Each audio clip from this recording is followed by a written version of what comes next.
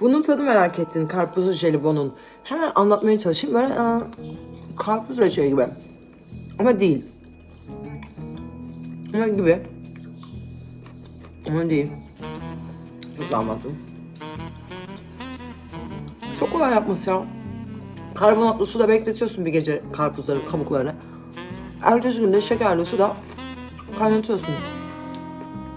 Çok basit. Yemelerine doyamamak.